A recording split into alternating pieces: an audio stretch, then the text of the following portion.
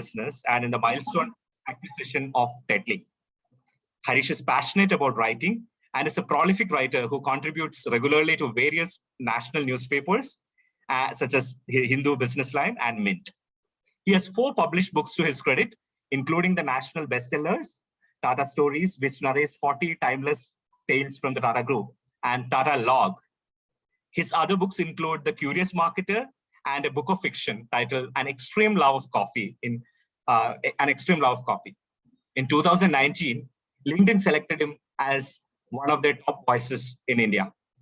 And friends, let me tell you, for many of us as juniors in Tata Administrative Service, he has always been a great mentor and such an inspirational figure. He ranks perfect 10 on all dimensions for all of us.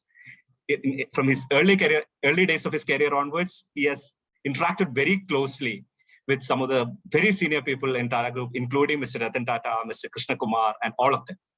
So it's such a fabulous opportunity for all of us to be part of this session and to listen to the insights and also to ask a few questions and interact with Mr. Bhat.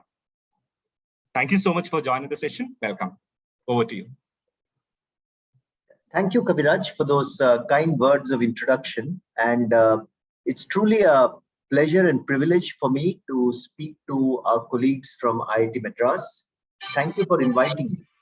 Thank you for inviting me to be here and deliver this session to all of you.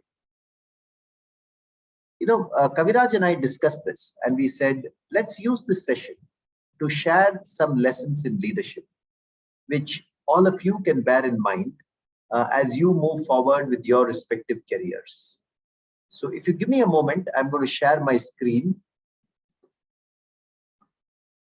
And I hope, Kaviraj, the screen is now, the presentation is now on the screen. It is. So to begin with, today is a very good day. So a very happy Pongal, happy Makar Sankranti to all of you.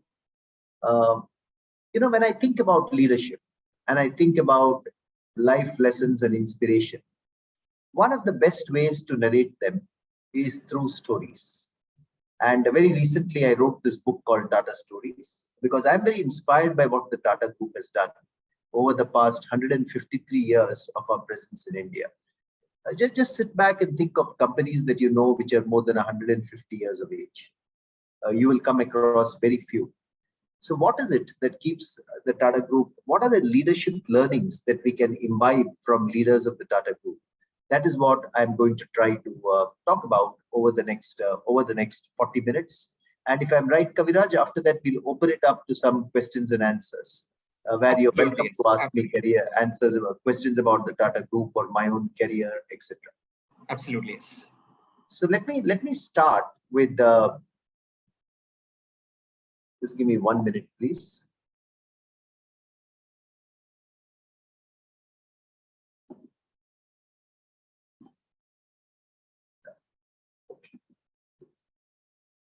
Let me start with the first story that I want to narrate to you today. And it's important we understand, what generous leadership is like and what leadership with purpose is like, because many of you are leaders, many of you will go on to become leaders in your career. So, the house that you see here in this picture is the house in which the founder of the Tata Group, Jamshedji Tata, was born. It's located in a small town called Navsari in Gujarat. And Jamshedji Tata was born there in the year 1839. He worked with his father for some time. They shifted to Mumbai. And in 1868, he started the organization that we today know as the Tata Group. The first enterprise, I don't know, all of you must have heard of many Tata Group companies, Tata Tea, Tata Salt, Titan, Tanishq, Fast Track, Voltas, etc. But did you know that the first ever Tata Group company to start was this company that you see on the screen here? It was called the Empress Mills. It was bigger in the year 1876, and it was a weaving and spinning mill for textiles. It came up in the city of Nagpur because Nagpur was the center of cotton trade in those days. And very soon, this mill made enormous profits. It became one of the most profitable units in India for 2 reasons. One is Jamshedji Tata decided to use long stapled cotton, which is of the finest quality. He would not compromise on that.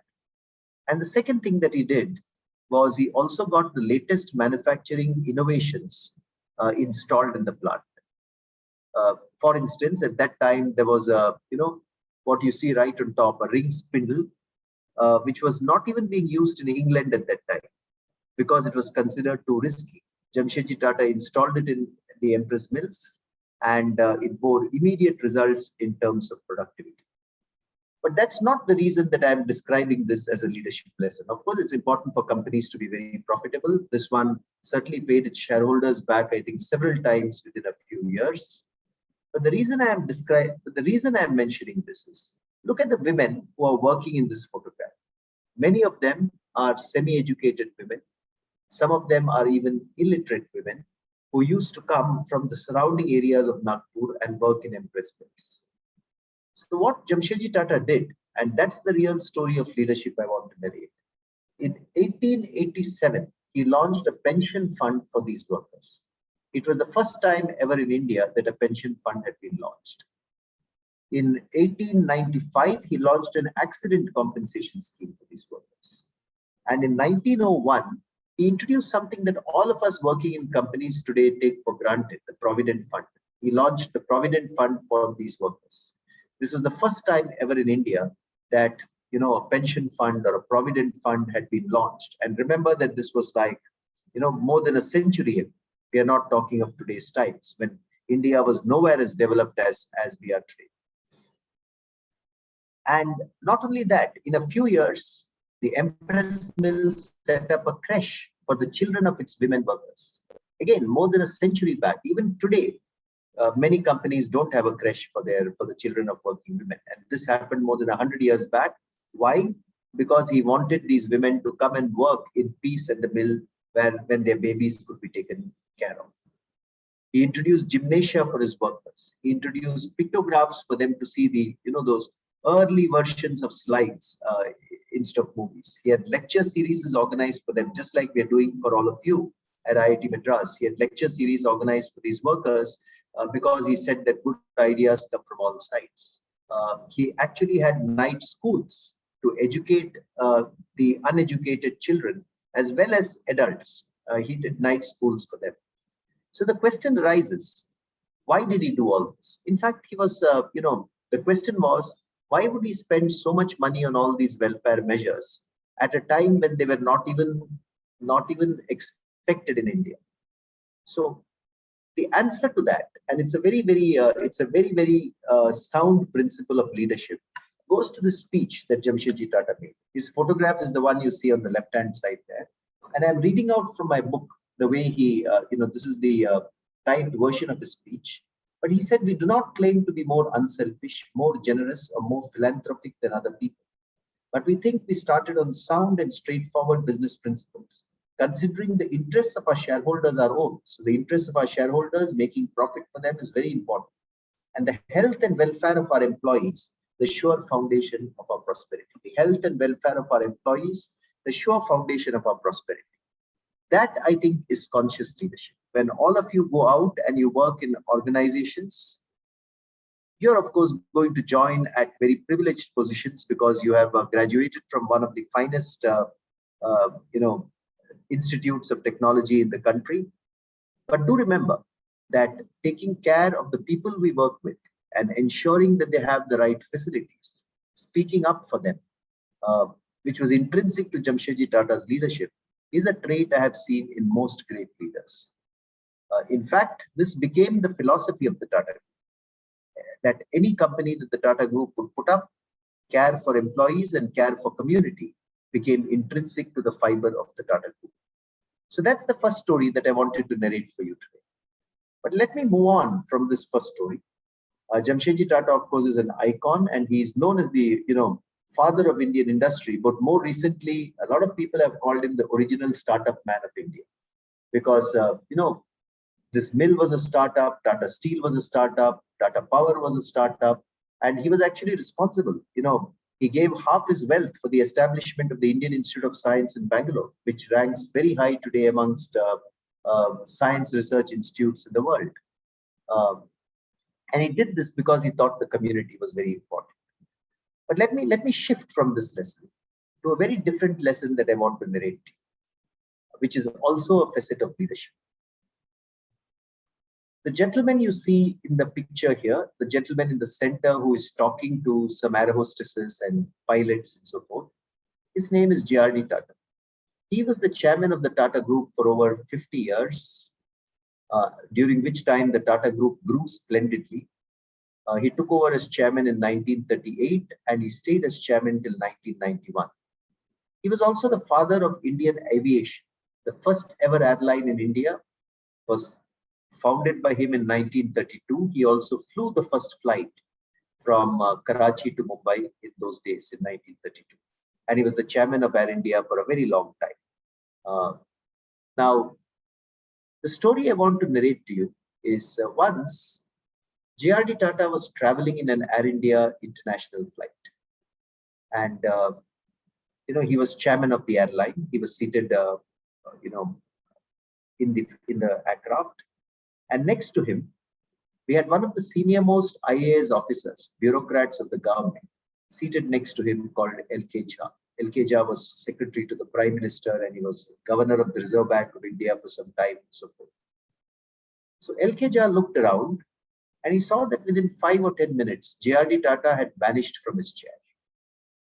So he said, let me wait. Maybe he's, gone to the toilet. Maybe he's gone to meet someone on the flight. He waited for 10 minutes. He waited for 15 minutes.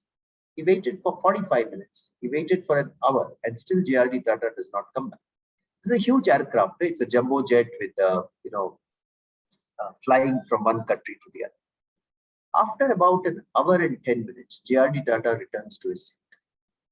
And L.K. Jha asks him, where were you? Where did you go? You were away for an extraordinarily long time.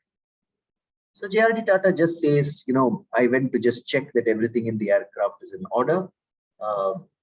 And that's why. But L.K. Jha says that could not have taken an hour's time to check that it was in order. And what transpired was really extraordinary. What JRD Tata had done is he had gone to a toilet and he found the toilet paper in that toilet not placed perfectly. So what he did is by himself, he changed that and made the placement of the toilet paper perfect. But then he went to every other bathroom also in the flight. And in a large international flight, there may be 8, 10, 12 bathrooms. He went to each of those toilets and he arranged the toilet paper back perfectly. Because his view was that you should not fall short of perfection in what you do. That excellence and drive for perfection. And L.K. Jha was stunned when he heard this. He narrated the story many years later. But one of the essential traits of leadership that I'd like to speak about to you today is really that quest for excellence and perfection. How do you achieve excellence in everything that you do? And how do you ensure that you don't stay at second best? In fact,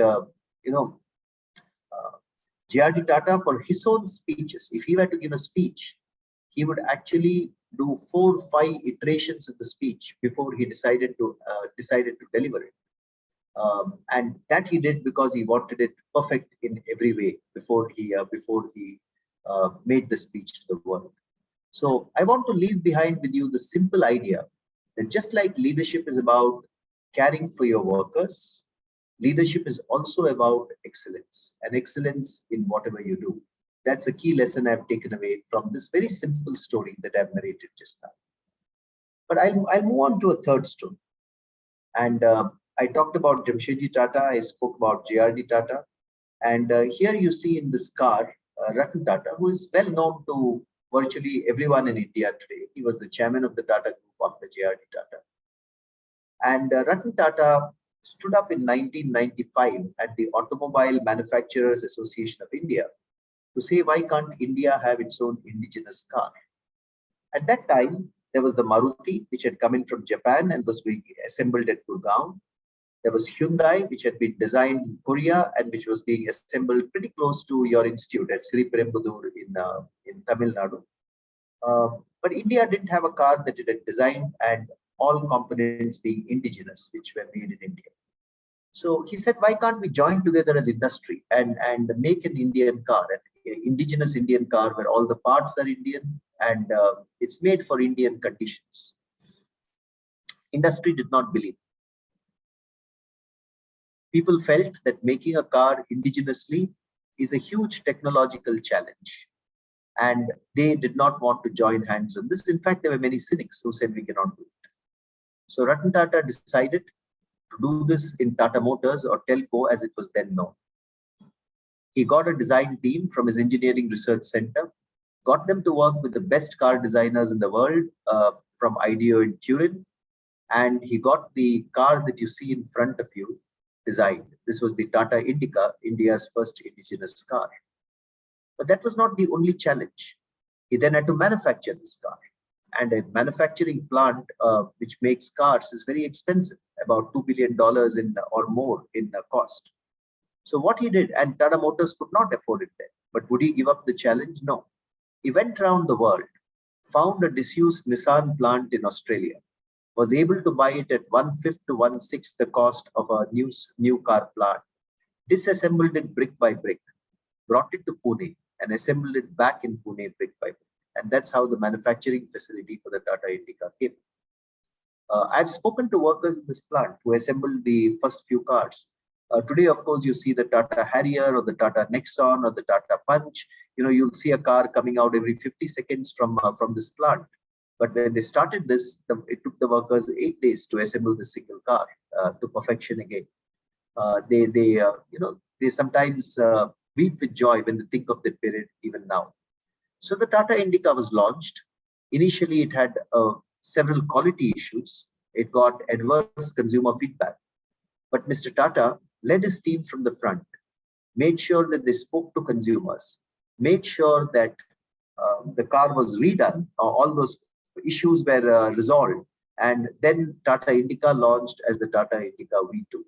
It went on to become the fastest selling car in India in 2002 and 2003, with many people declaring it the best car in its category. That's the company which today makes Tata Harriers and Tata Nexons and Tata Punch.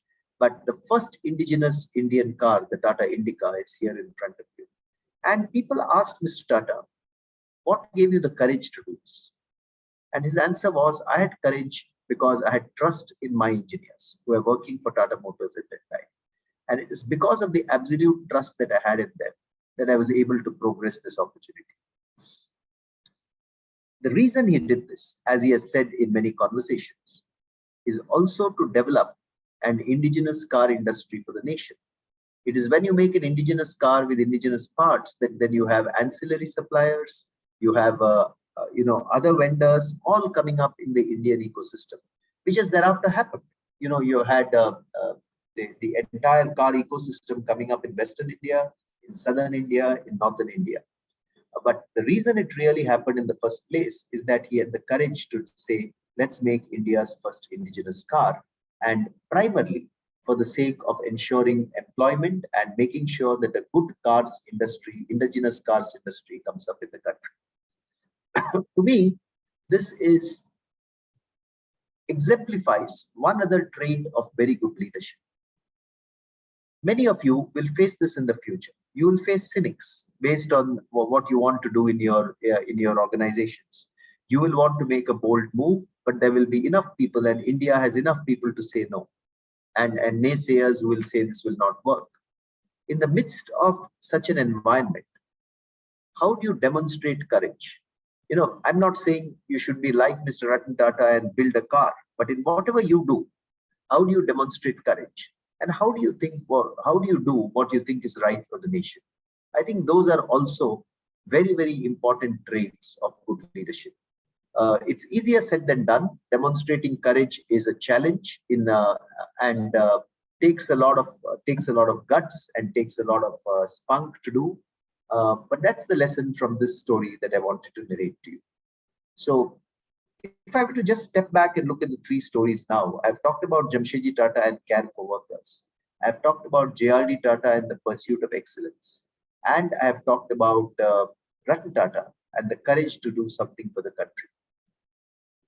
But the last couple of stories I want to tell you are about another trait of very good leaders. You're all technologically very competent people. All of you have done your engineering degrees in whatever discipline you have done them. But it's important to remember that organizations are not made of technology alone. Organizations are made of people, first and foremost. Technology is an enabler which enables people to work. And I want to narrate a story to you of the gentleman that you see on the left-hand side wearing a pair of spectacles. I hope you can see him on this. This is an old photograph, so sorry for the grainy photograph. He's the person who nurtured Tata Steel for several decades. His name is Rusi Modi. He was the MD of Tata Steel for several decades and the chairman thereafter of Tata Steel, which is one of the largest companies in the Tata Group. And for him, people were always first and foremost in the organization. Let me narrate yet another story to you, which demonstrates this. You know, sometime in the 1960s, he took charge as the director of the ferromanganese plant in Jamshedji. Now, the ferromanganese plant is a large plant. It was making severe losses at that time, and his management asked him to take charge of the plant. When he took charge of the plant, you know, the first thing that typically a loss-making plant that you do is look at, you know, how can I enhance profits? How can I cut costs? How can I, make sure that we run more efficiently? Rusi Modi would not do that. He called groups of workers and wanted to meet them. And he didn't go to the factory to meet them. He, of course, went to the factory, but he called them to his director's bungalow. He called them to his director's bungalow, sat with the workers, asked them to sit down, provided them cold drinks and snacks, and then started discussing with them what are the issues they face. It took them a little time to open up because no one expects a director of a company to call you to his director's bungalow and have a conversation. What's missing from your life, or what can we do better? And it took them some time to open up. And eventually they told him, listen, our boots are not good enough and our helmets are not good enough. Can you do something about these two to give us good boots and good helmets? On the spot, he approved 3 lakhs for boots and helmets to show them the concern that he had. And when these workers went back to the plant, their productivity zoomed up. Over the next few years, the ferromanganese plant became one of the most successful and profitable plants of Tata Steel. Rusi Modi was famous for his connect with workers. You know, for instance, you can see him here standing with many workers, many tribals in one of the mining areas of Jharkhand. He was an Oxford-educated guy, okay, and he would speak very polished English. But he could also establish that same wavelength with workers who are part of his organization. And this is a very important lesson in leadership that I'd like to leave with all of you. You are going to become technocrats in the future. You're going to become very good at, whether you're a manager or a technocrat or a business leader. But how do you ensure that your connect with people who work for your organization at every level is maintained intact? Believe me, it's not easy. It requires much more patience and perhaps much more determination than I think, what shall I say, than mastering technology itself. And that's one of the reasons, because of his stewardship, that Tata Steel is today such a large, such a profitable organization. But most importantly, the commitment of the people in Tata Steel is so high, because these are the leaders who have actually nurtured them and taken care of them over the years. There are many other stories about Rusi Modi, which I can narrate, but I think we'll run out of time soon, because I want to also leave some time for questions and answers. We are at about 7:30, Kaviraj, so I think at about 7:40, I will open it to questions and answers. Is that okay? That should be perfect, sir. That should be perfect. But let me narrate one more story about people, and it's a story which is very close to my heart. But it's a lesson in leadership that all of us can look at. And this is a story of the gentleman you see here on the screen. He was my boss in the Tata Group for a few years. His name, I think all of you would not have seen him because he's passed away many years ago. But sometime in the early 1990s, I worked in his office as a project manager. His name is Darbari Seth. He created Tata Chemicals. He made it successful. He launched Tata Tea in India. He was the chairman of Tata Chemicals, Tata Tea, Rallis India, one of India's large agri companies. And at the time I joined him, I would have been about maybe 29, 30 years of age, maybe 28 years of age. He was already in his 70s. And I was a project manager in his office. He was the chairman of the company. So there was really a large difference in depth. Just give me a moment to drink some water.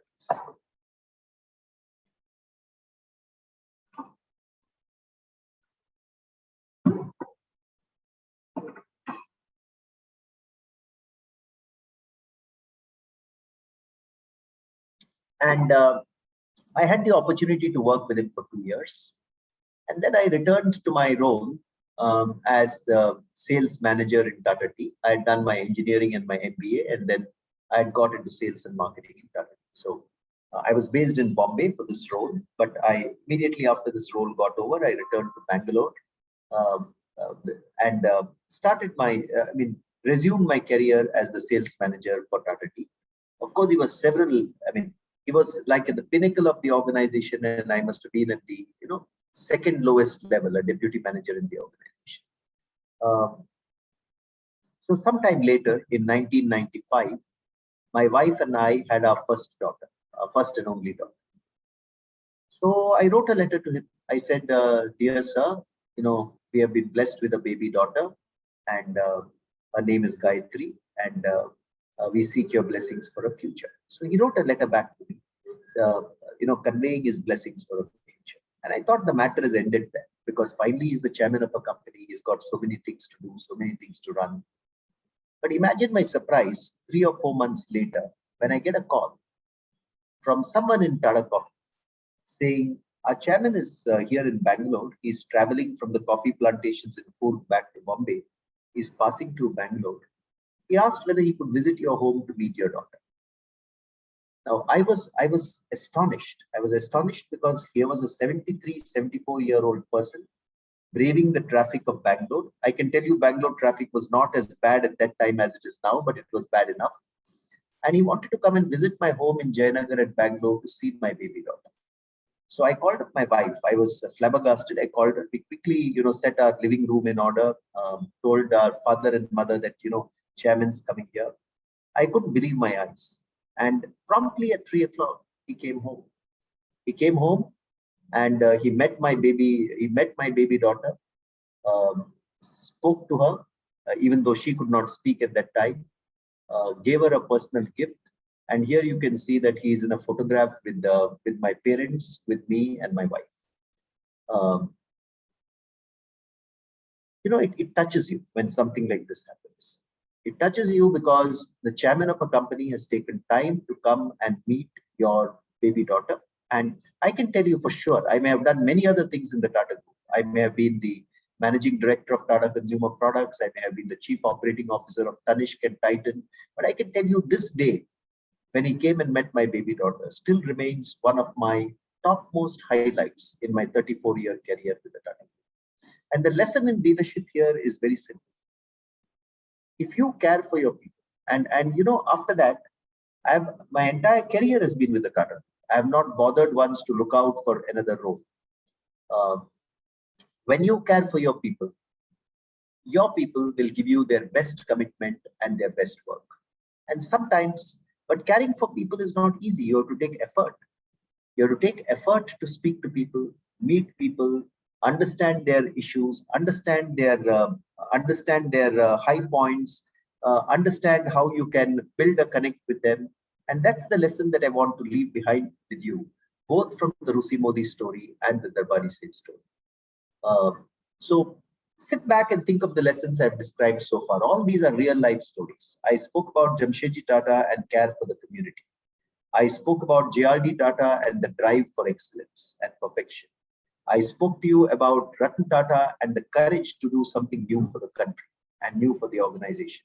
I spoke to you about Rusi Modi and Darbari Seth and their extraordinary connect with people in their organizations, which helped them to build very, very successful teams. So I would urge you, as you go to your organization, some of you may be working, some of you may be graduating from college, but either way, I think bear these lessons in mind. I think they will stand you in very good stead. So those are, I don't think in a session like this, I should share more than 4 or 5 lessons. Therefore, please do take these lessons on board. I just want to leave some quotations for you to think about. This is what Jamshedji Tata said.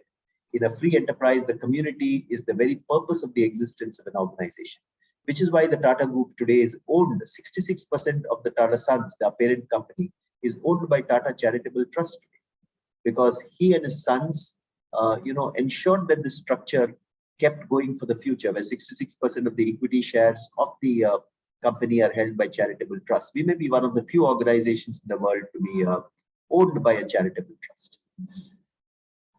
And what do those charitable trusts do?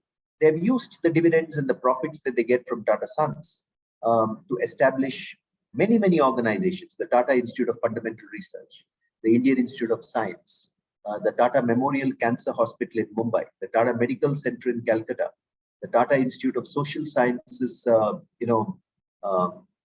in Mumbai, the National Institute of Advanced Studies. They are in the midst now of establishing several cancer hospitals across states of the country. Giving back. So how do we give back when we become successful in business or successful in our lives is a lesson we should all bear in mind. This is JRD Tata with his drive for excellence. And look at what he says: one must forever strive for excellence or even perfection in any task, however small, and never be satisfied with the second best. And this is Ratan Tata. I spoke about him on courage. Can we do something that has never been done before?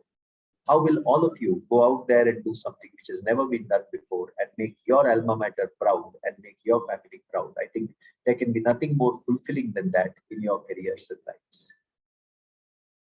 I'd like to take 5 minutes, the last 5 minutes before I hand over for questions and answers, just to say that, I have completed 34 years of my career now with the Tata Group. This is my 35th year starting now. It's been a fabulous career. And there are some lessons, these are lessons that I've shared with you: the drive for excellence, the caring for people, the caring for the community, the courage. These are people who have inspired me in my own life. I've aspired to be like them. Sometimes I've succeeded, sometimes I've failed, but I would like to continue to try for the rest of my life. When I was, the chief operating officer of Tanishq or of Titan and Fast Track, or the MD of Tata Consumer Products, these lessons have stood me in very good stead. And that's how I think the Tata organization also builds its culture, because we try to take these lessons forward in our respective careers and lives. The other thing I want to leave behind with, particularly for graduating students, I've been a marketer most of my life. What I've done over the past 3 decades is help to build brands like Tata Tea or Chakra Gold Tea or Fast Track or Tanishq or Sonata. Now, of course, I'm managing the Tata brand. But did I know at the time that I started my career out of campus that I wanted to be a marketer? I don't think so. I think I found that out 5 to 6 to 7 years into my career after working with a couple of functions.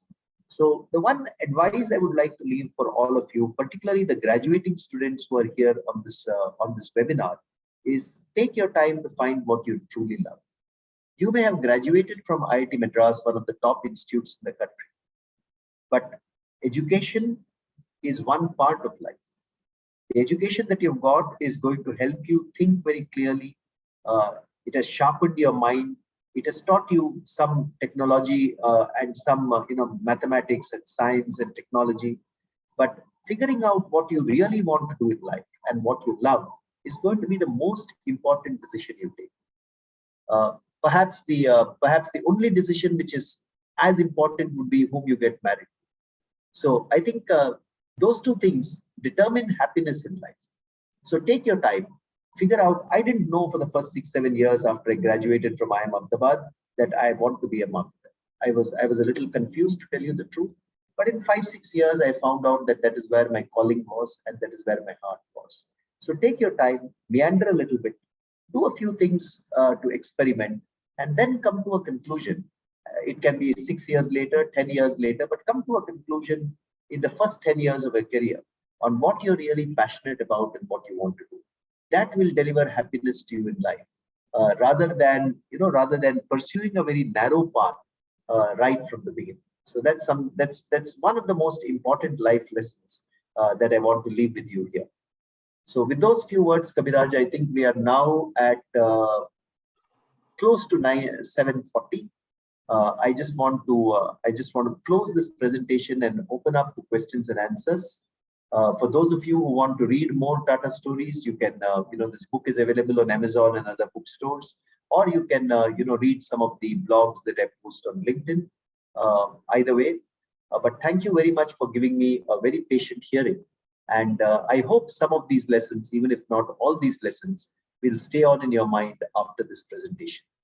So with that, I want to end the presentation, Kaviraj, and say thanks to all 200 of you on the call for giving me such a patient hearing. I'm open to any questions that you may have. Thank you, Harish, for that fabulous, presentation. As you mentioned, the last 35 years with the Tata Group, working with some of the senior most doyens of the group, you embody every bit of Tata values, right? And you have always inspired all of us, the junior TAS officers. You have been the finest TAS officer. So I hand it over to Amar, who is the student coordinator for taking the Q&A session. So Amar, over to you. Hi, Amar. How are you? I'm doing great, sir. I'm audible, right? Speak up a little louder, Amar. Yeah, I'm audible right now. Yeah. Yeah, okay, sure. So thank you, sir. So as promised, we have the Q&A session right now. So yeah, we have collected some questions pre-event and some in the chat box. So I'll be sharing with you one by one. So the first question we have here is, were you always a good leader, or did you pick up this quality while working in the industry? I think my clear answer to that is firstly, I don't know that I'm a very good leader even today. Okay, I have my ups and downs, so I will not classify myself as an excellent leader, but I try my best. If you ask me my leadership qualities, I picked up while working in industry, and I think the bosses I worked with, the people you work with initially. I was working with Mr. Krishna Kumar, and then with Darbari Seth, and then for a long time with Bhat in Titan. So the bosses you work with, you pick up qualities from them. It's important that you work for bosses who can teach you and guide you. I also picked up some of these leadership qualities by observing people around. So leadership is, there are many theories of leadership, and there are many books that you will read on leadership.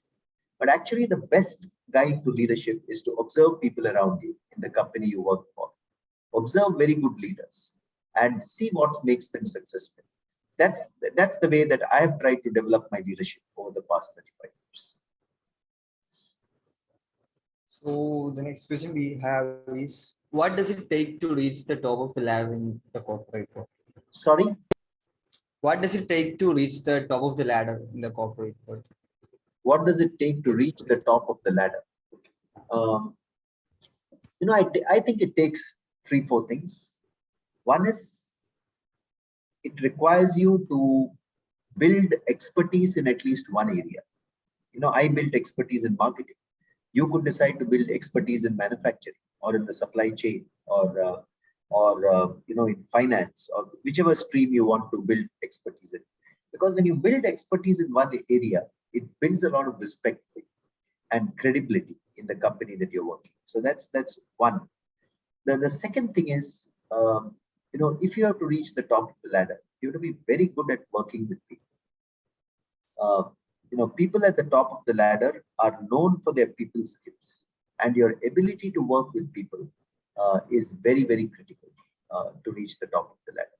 Of course, you need to be intelligent, you need to be sharp, you need to know your subject well. But then I presume all of you from IIT Madras have those qualities. You've gone through a rigorous selection process before you come into IIT Madras.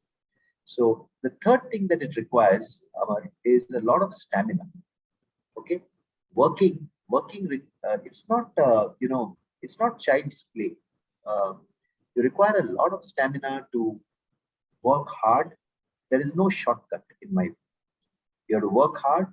You have to work by yourself. You have to work with people, and not for 3 years or 5 years or 10 years. If you really want to reach the top of the ladder, you have to work hard for several more years than that. And that requires a lot of stamina within each of us as we are pursuing those dreams. So I would say those three qualities are very, very important. I would say, and finally, I find, leaders who reach the top of the organization are very good at delegating to others. They know the work themselves, but they're also very good at empowering people. Because when you reach the top of an organization, you can't do everything yourself. Okay? There's a team which has to do things for you. And your ability to empower them and delegate to them becomes very critical. So those are 4 things I would call out. Yeah, sir. Yeah. So the next question is, how big a role does trust play in leadership, especially when you are in a startup kind of scenario where you need to share your ideas with your partners, your employees, and many people? Yeah. So I think trust is essential. Okay. Whether you're in a startup with employees who have just joined, or whether you're in a large organization like Larsen and Toubro or the Tata Group or Hindustan Unilever or McKinsey, wherever you're working, trust is critical, because in an organization, if there is no trust, you cannot build a good culture within the organization. So, and trust cannot be, you cannot demand trust from others. I cannot tell you, Amar, please give me your trust. It won't happen. I have to earn your trust through actions. And earning the trust through actions, through transparency is very, very important in one's career. So the next question is, like, how does Tata do the recruits? Because from your own experience, we could see that, like from your stories, we can see that with Tata, it's different, because the Tata has also looks at the values of the people more than the capabilities they have. So how do you filter out people not just by the capabilities, but also by the values they have, which will align to Tata? Yeah. So that's a very interesting question. I think there are several ways we do that. I think our recruitment process addresses that.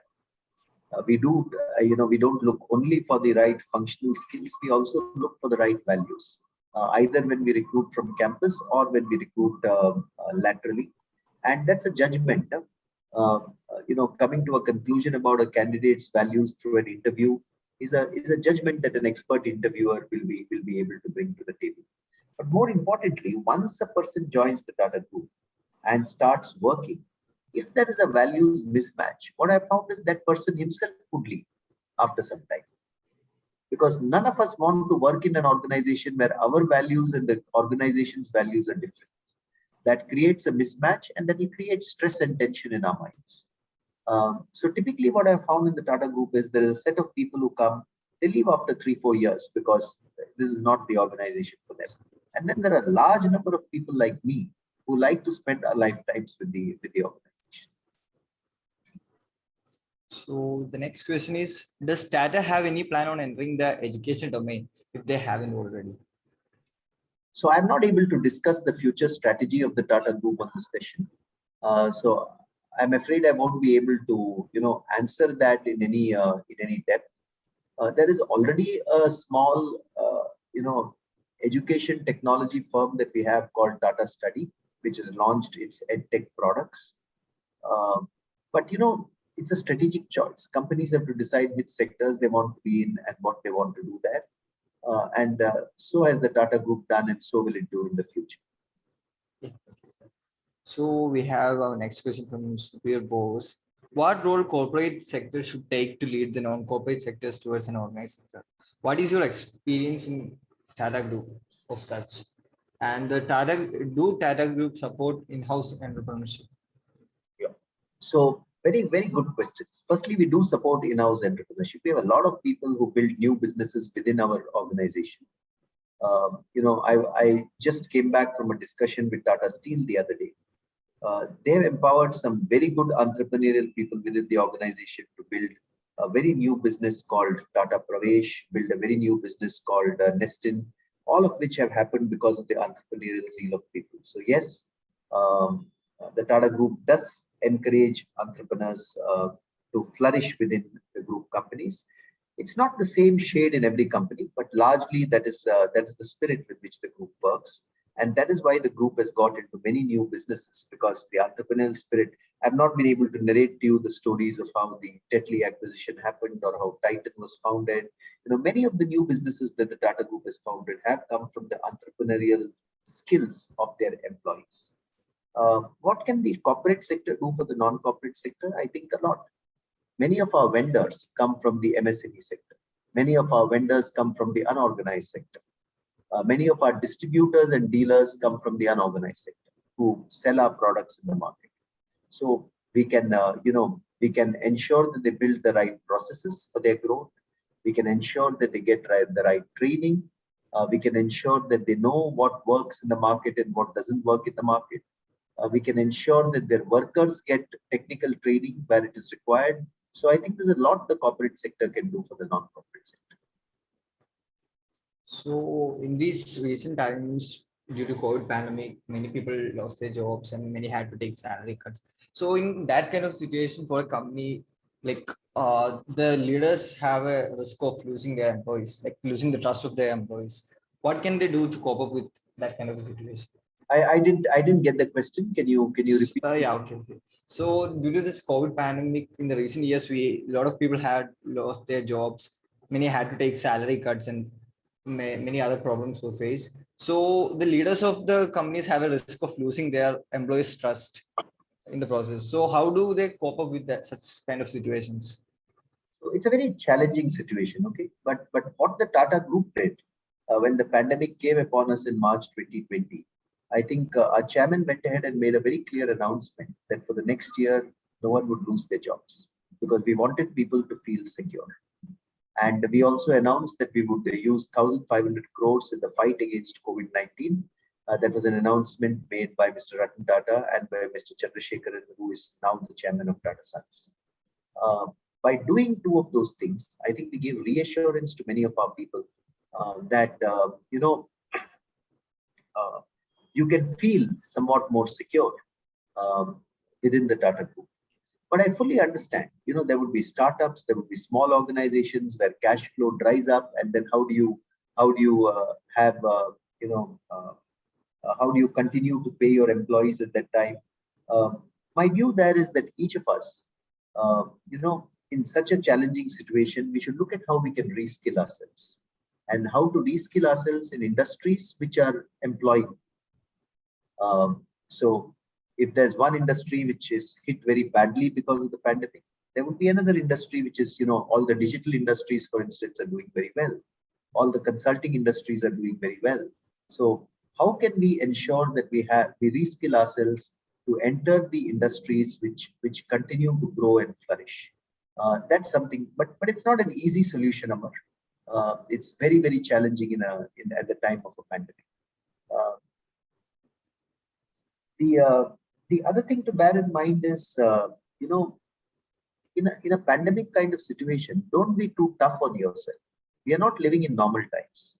We are living in extraordinary times where, all this is happening. If for a few months we are faced with the challenge of a job, I think we should not be so tough on ourselves. We should take it a little cool, but go ahead and aggressively hunt for another job or go ahead and aggressively reskill ourselves. So yeah, the next question is, what suggestion will you provide to your peer or junior if they can't get a proper exposure while working at their organization? So in the sense, what the person means is, if the boss discourages their ideas, if their ideas are not accepted, or in that kind of a situation. Yeah.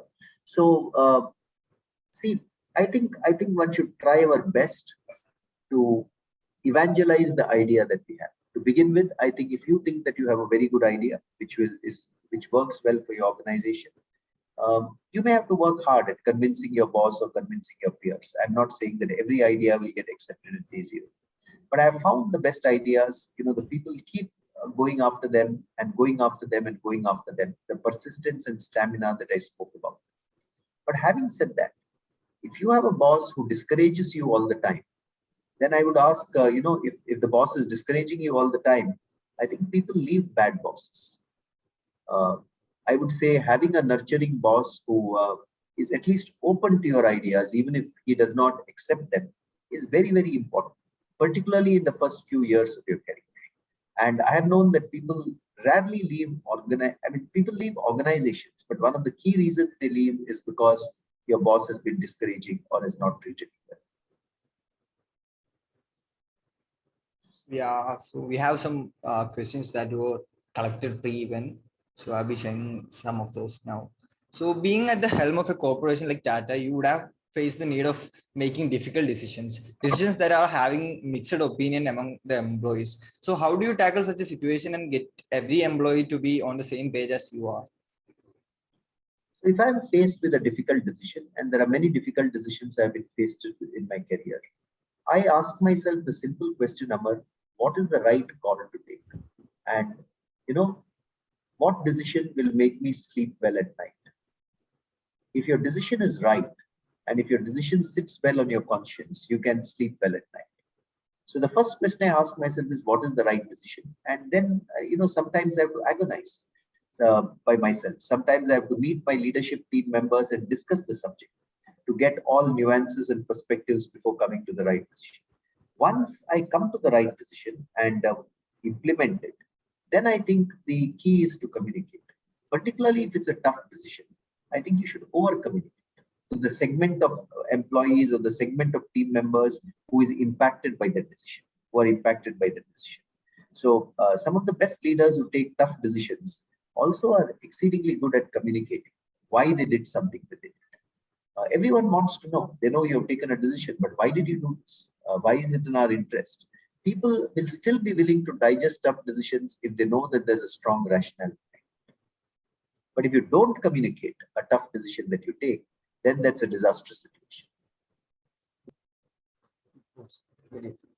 So the next question is, as of now, for the research scholars, there are very less industrial job opportunities in India due to less R&D sector. So when will be the time for R&D sector in India? So I don't have a definite answer to that question. I do know that many Indian organizations don't invest as much in R&D as they do. All I'd like to say is I don't have a complete view of industry there. All I'd like to say is, many of our large companies in the Tata Group do invest significantly in R&D and do have R&D, do have PhDs working for PhDs and research scholars working for these organizations, whether it's Tata Steel, Tata Motors, Tata Consultancy Services. Many of these companies have research scholars working for them. But I think the point is taken. The point is taken that Indian industry needs to invest much more in research and development in the future. And that has to be a conscious decision by industry. So the point is very valid. So the next question is, how will India prevent the brain drain? So as an undergraduate student in IIT Madras, I know that many of us are looking for overseas offers and overseas opportunities. So how will India prevent that? Our talented individuals are going up. Again, an excellent question. India will prevent that by making sure that there are very good opportunities in India. To tell you the truth, and I'm biased. Okay, I'm biased because I've worked for the last 34 years in India. And 34 years back, I also had some of my batchmates who decided to go to the US and work there. Okay, I had an admission for an MS from a very good university in the US. I chose instead to go to IIM Ahmedabad to do my MBA. I think India today offers very good opportunities if you have an open mind. Nothing should stop you from going overseas, studying for some time, experiencing what it is like to work in the US or in Europe or something. But I think India offers exceedingly good opportunities. One, and I find many people now returning to India to work with Indian corporates because the quality of life in India has also gone up significantly over the past several years. So you should look for what opportunity in India is after your heart. I always feel that there is a very big benefit of working in India. You know you're doing something for your nation, not just for yourself and your family. I think we owe it to some of us who are very well qualified. Like I told you, I'm biased. My colleagues who have gone to the US may have a very different view of this. But my view is we owe it to our country to, after picking up the right expertise and experience, to do something for our country. Now, whether you can do it working in India, you may even be able to do it by working in some other country, but do something for your nation. That I think is very important. The Tata Group has taught me that. Every single new industry that we put up, one of the first screens or first questions that we ask is this good for the nation? And that gives you a big purpose in life, Amar, because when you start your career, you're looking at a good salary, you're looking at good training, you're looking at how can you grow in a company, you're looking at, how can you earn or make enough wealth to protect your future. But eventually, those things will give you satisfaction up to a certain extent. If you have to really achieve happiness in your career and life, then you need to have some larger purpose to what you're doing. And one good larger purpose is doing something for the nation. I'm not saying there cannot be other large purposes, but one good large purpose is doing something for the nation. So that's my view. I think, according to me, in the fields from where IIT Madras graduates come, in most of the fields, I don't know some of your more niche fields, but in many of the main areas that you all graduate from, I think India has some fabulous opportunities going forward. Very true, sir. So it's about time relate. So this will be our last question. Have you ever had a moment in your career where you thought this might not be the right path for me? Sorry? Have you ever had a moment in your career where you thought this might not be the right path for me? Of course, I've had several moments in my career. I've had several moments in my career where I've asked myself, is this the right thing to do?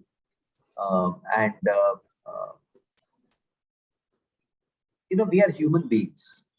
Human beings are not ultra confident all the time. I recognize that I am a human being. There are ups and downs that I face.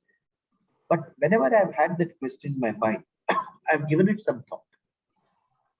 Initially, when I was unmarried, I would think about it by myself or talk to a friend or two. After I got married, I would discuss it with my wife to get her perspective on whether what I'm saying is right. So, and thereby, I think I've been able to give it some thoughtful answers. So don't worry if you have made moments in your career where you think that you're not following the right path. Think about it deeply, discuss it with one or two friends or discuss it with your family members, and then come to a conclusion. Don't react in a hurry. Take your time to, because it's easy to say this is not the right path for me. What is hard is to understand what is the right path for me. So even if you decide that this is not the right path for me, you have to first come to a conclusion. What is the right path before you decide to move forward? And that sometimes takes time. It does not happen. Easily. So yeah, that's the end of the question and answer session. Thank you, Amar. And I will now request our Dean, Alumni and Corporate Relations, Professor Mahesh Panjaknulla, to deliver the concluding remarks. Thank you, Kavi. Harish, it was an absolute delight to listen to your lecture today. Thank you very much for making the time to come talk to our students. Being part of an institute like this, it's our students and our distinct privilege that we get to hear people like you who have dedicated your life to a mission. I think there is a lesson for all our students. I will digress a little. There is an increasing trend among our students to hop jobs frequently in the first 5 years. I want you all to look at Harish and people like Harish who and learn a lesson that is what it takes to make a deep impact in an organization. Go deep in one organization, stick to it, and you will end up hitting gold, not just water like in a well. I've seen this time and again with several hundreds of alumni. I work with 50,000 alumni of IIT Madras, and I've seen hundreds of alumni who have stuck with one organization and as their only career option, and they've come out way ahead of the others who have hopped jobs. I'll leave you with one example. 1986 alumnus, Mr. Rajesh Jha, his first job and the last company he's worked for, it was Microsoft. And he's today the EVP for Office Products. And is done very well for himself and for the company. So as an example, people like Harish are not uncommon, and all of our students need to look at that very carefully and imbibe certain traits along the way. Thank you again, Harish, for a very engaging talk. And I know Tata Group is, like you said, a very unique group for the entire world to learn from. The fact that business drives charity and charity improves society. And I really want all our students to also understand this example. There aren't many in the world that are structured in this fashion. And when you become a decision maker in your own field and right, remember this example. I think it's very important to close this loop, that the producers are someday going to become the consumers, and the consumers have to do well for production to sustain itself. And Tata Group embodies that culture.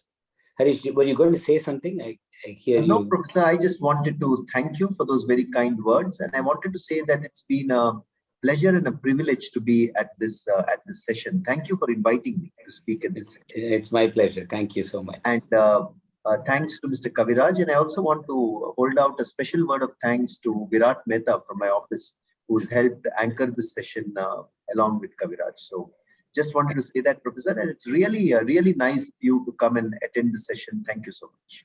No, it's my pleasure as much as any other students to be able to listen to people like you. Thank you so much for making the time.